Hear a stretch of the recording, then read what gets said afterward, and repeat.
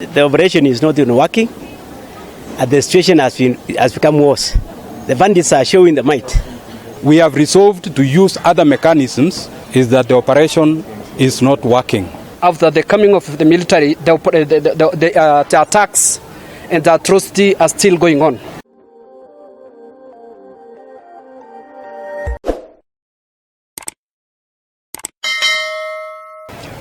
My name is Sam Connor, and I'm a commissioner at the National Cohesion and Integration Commission, NCIC.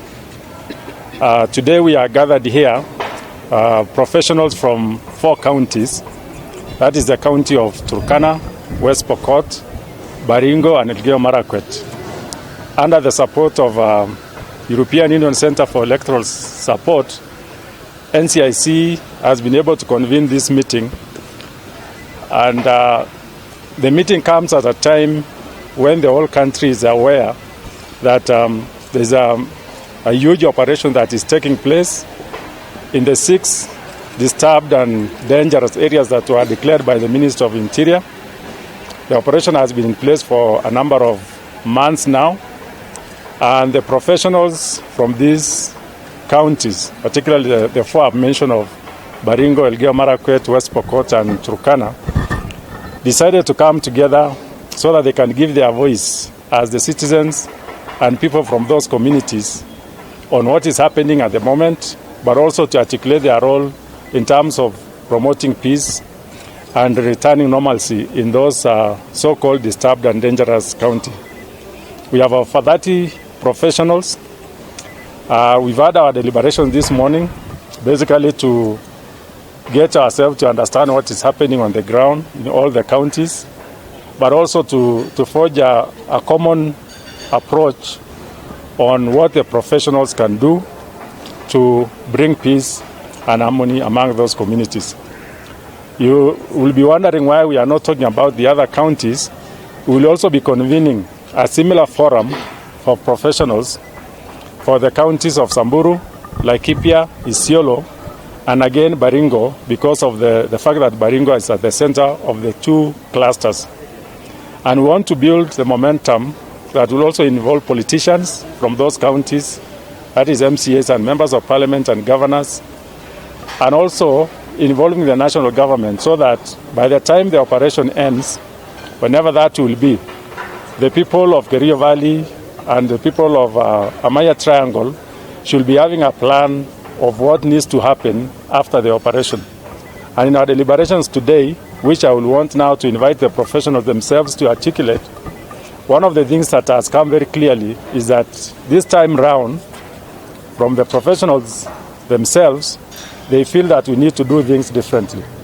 So we'll be telling you the conclusions of our deliberations tomorrow on what needs to be done differently for us to get peace in those volatile regions.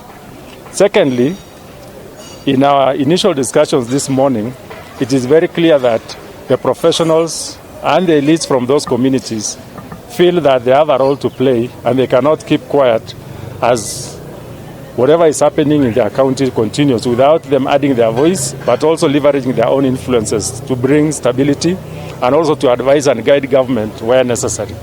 So that is the basis of our meeting today. It will be the first one of many. We will be meeting politicians. We will be meeting also grassroots leaders in terms of elders, in terms of religious leaders. And we will be taking the message straight to the so-called warriors or those who have been branded now as terrorists or bandits. But we will be taking the message to the people who are actually involved in the actual process of engaging in violence, theft of livestock, and so forth. So let me end there and thank you for turning up. And I would like now to give just 4 professionals to say 1 or 2 things about our meeting today and take this early opportunity also to welcome you tomorrow so that we can read our final communique when we finish our deliberations tomorrow around 11 o'clock. So let me now hand over to Samich to take us the next step briefly. Thank you very much. As you have heard, my name is Joseph Samich. I come from Baringo County, and today we have met as professionals from 4 counties representing the Turkanas, the Pokots, Tugens, Iljamus, and as you are all aware, that region is now under what we are calling under operation. The government is undertaking disarmament and operations in that region. But what we have realized as professionals is that nobody is talking to the other. The community does not know how to reach out to the government, and the government is not also reaching out to the community in a way that they understand. We have come as professionals to stand in the gap, to be able to bridge the gap, to be able to speak to the so-called aggressors, the aggressor communities, so that they can have some peace among themselves as a first step towards looking for solutions to the grievances that they are there within those communities. So as we are here, we don't have one solution to this problem, but what we have suggested, at least no death should be heard again in that region. And we want to come as professionals and condemn any kind of killings, and want to talk to those people that they should not engage in theft or killings that we have been hearing from the press, and we have seen our own relatives also being affected. And so we want to pray that they may come up with peaceful solutions to the issues that they are trying to solve. So as we continue to deliberate in this place, I want to invite just one professional from Ilchamus community to say his name and maybe just say one word. Yeah, thank you. Thanks a bit. Thank you, members of Fourth Estate. My name is Amos Olempaka from Baringo, Ilchamus community. Today we are here as professionals from the 4 counties that Commissioner has mentioned. And we are concerned because the operation we started a month ago. And after we thought that the coming of the machineries and government machineries on the ground could be the last solution for the problems that we are facing in those counties. We understand that after the coming of the military, the attacks and the atrocity are still going on. And that's why we have said as professionals we cannot sit down. We have to come out clearly and also give backing to our communities, because if those communities are suffering, the professionals are the most affected in a lot, because we are the ones who are helping those people who are bereaved. There is the whole issue of those people who have been moved.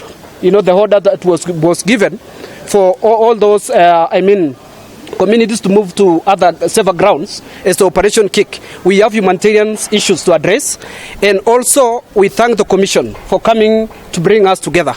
They have come up with a robust kind of a plan to ensure that the whole issue is, the whole problem or the whole crisis is intervened.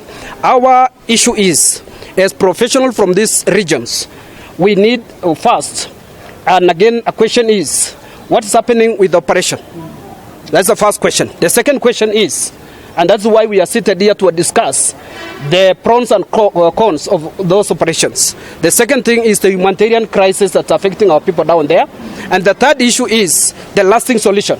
And we need to do things differently this time around. That's why the professionals have decided to come out. This is the first time professionals from these communities are really coming out in front to say we have to voice this thing. Our prayer is that we pray that the communities will realize that the solution of this peace will cannot come from anywhere else. It will start from them.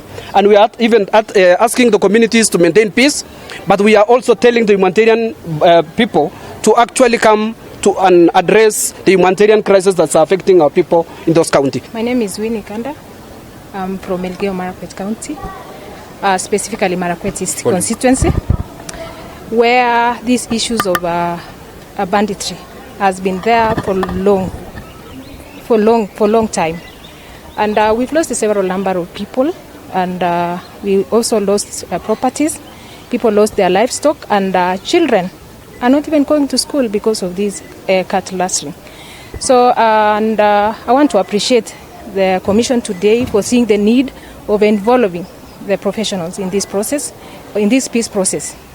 As professionals, we sat today and we come up with solutions that we are going to give out tomorrow. And every professional has a role to play in our society. Because being a halite person, it means that there is a lot of things that you need to contribute in your community. So we saw the need of coming together, brainstorming together, and coming on the best way. So now we are going to assist our community. Mostly when these cat rustling or killings happens, normally the professionals are the ones who are contributing to bury and also to take the children of those people who have been killed back to school. So this is a very weighty matter, and it has really affected everyone, even psychologically. Even the professionals are affected psychologically. So it is time for us as a community of Marakwet, Turkana, Pokot, and Samburu, and even Turkana, to come together and reason on way forward. So, and we want to thank the members of the Fourth Estate. You've been so helpful to us. Every time we have these issues, you are coming and reporting the way it is. So we appreciate you and appreciate every professional for contributing in their own way and also coming up with these solutions on how best we are going to deal with cattle rustling. I have faith that this is the last time. This is the last time we are talking of this retrogressive culture of cattle rustling in our country, Kenya. Thank you very much. My name is Dr. Tiokolo Giron from Turkana. So today we are here to share our thoughts as professionals from the 4 counties. We have resolved as professionals to create a network of professionals within the 4 counties so that we can handle our issues as the 4 counties and the most affected counties. Some of the resolutions that we've made start from the media.